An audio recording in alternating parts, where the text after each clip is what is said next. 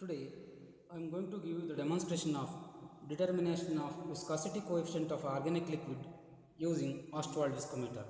For this experiment, some of the components are required.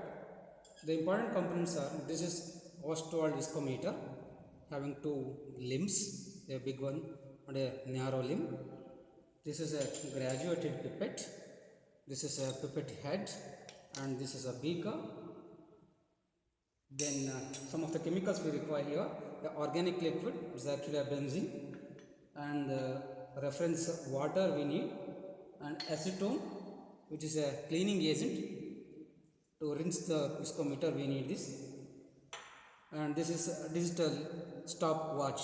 These are the some requirements, chemicals and devices we require to do this experiment.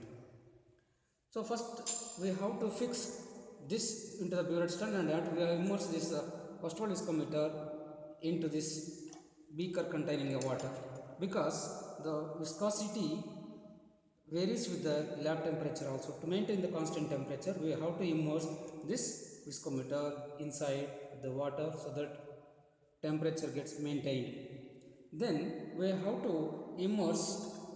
to pour the organic liquid into the wider limb of the viscometer with the help of this pipette head. So now inserting this pipette head into the graduated pipette, and I am getting this benzene organic liquid 10 ml.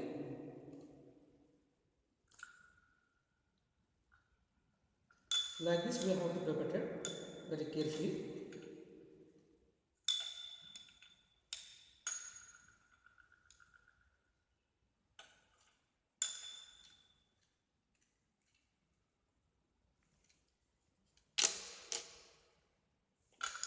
This is how we have to pipette out, and this we have to transfer into the wider limb of the narrow limb of the viscometer, wider limb of the viscometer, like this. Then from the other end we have to withdraw the liquid from using this same pipette head. So if you see the bulb here, there will be two markings. Above this bulb, one upper mark; below this bulb there will be a lower mark. Above that upper mark we have to pipette out this, like this.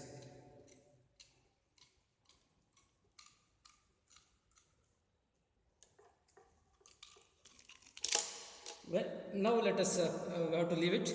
Whenever the upper meniscus of this benzene or the organic liquid comes in contact with the upper mark, we have to stop. We have to record the time of flow of this liquid.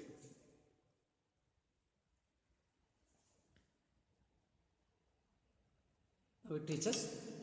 I have started this. I am recording the time of flow of liquid from upper mark to the lower mark. Whenever the liquid touches the lower mark, immediately we have to stop this stopwatch so that we can record the time of flow of liquid from this upper mark to the lower mark of Ostwald viscometer. It's moving slowly. That movement of the liquid is depending upon the capillary tube present inside this viscometer.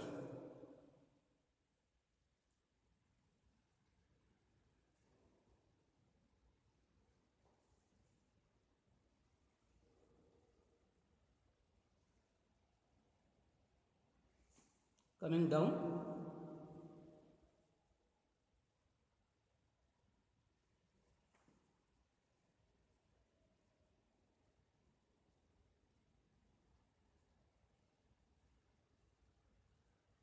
It reaches the lower mark and I am stopping.